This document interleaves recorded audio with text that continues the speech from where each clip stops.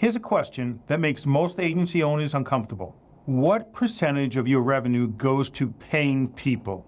If you don't know the answer, you're flying blind. And if you know the answer, but it's over 55%, you may be in trouble.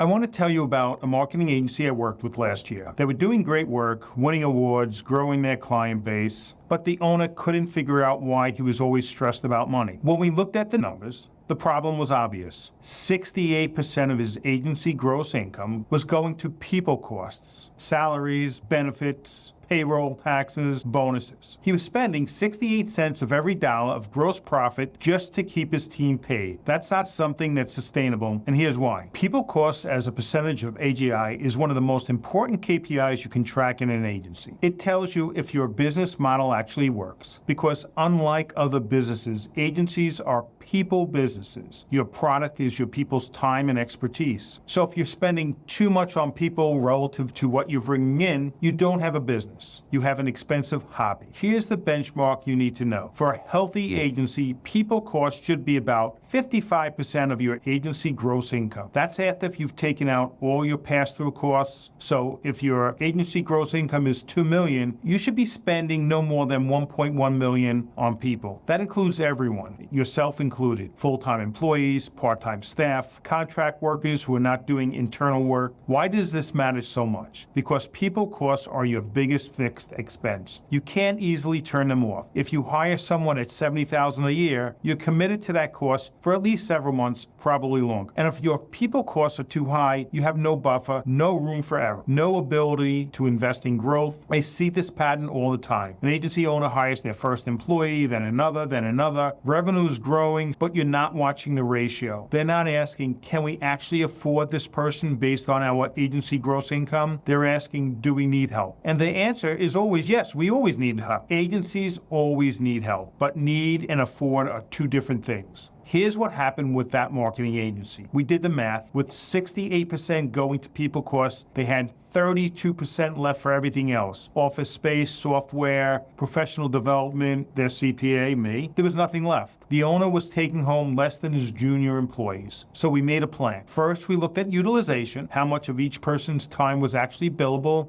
or directly contributing to client work. Turns out they had people spending 30% of their time on internal meetings and admin work. That's a waste.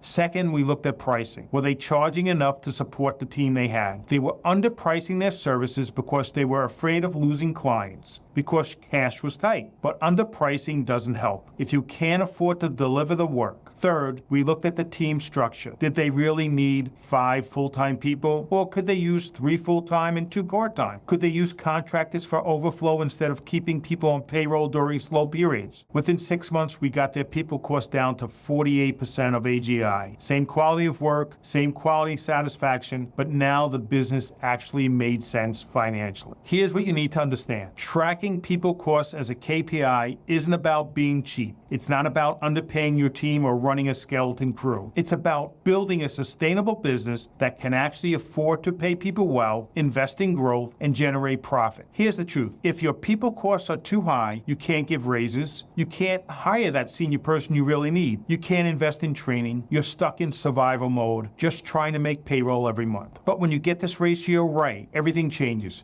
You've got room to breathe. You can be strategic about hiring. You can pay your team competitively. You can invest in the business, and you can actually take home a profit that reflects the risk you're taking as an owner. So here's how to calculate this. Take your total people costs for the month, that's gross salaries, employer payroll taxes, benefits, bonuses, everything, and divide that by your agency gross profit. Multiply that by 100, that's your percentage. If you're over 55%, you may need to make changes.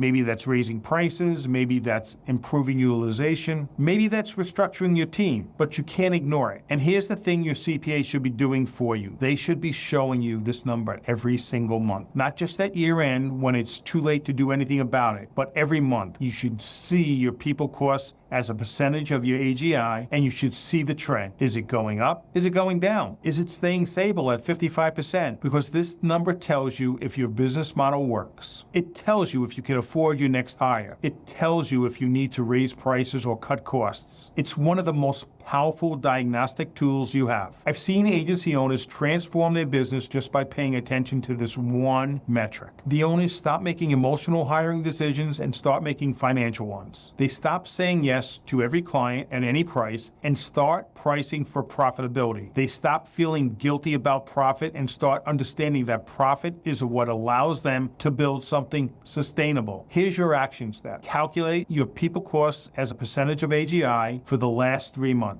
If you're over 55%, sit down with your CPA and make a plan to get it under 55%. But if you don't do that, if nothing else, start tracking this number, because you can't manage what you don't measure. And if you're not measuring people costs as a percentage of your AGI, you're managing your agency with one eye closed. The agencies that win aren't the ones with the biggest clients. They're not the ones with the biggest teams or the most impressive office. They are the ones that understand their numbers and make decisions based on reality, not hope. That's the difference between building a business and building a job.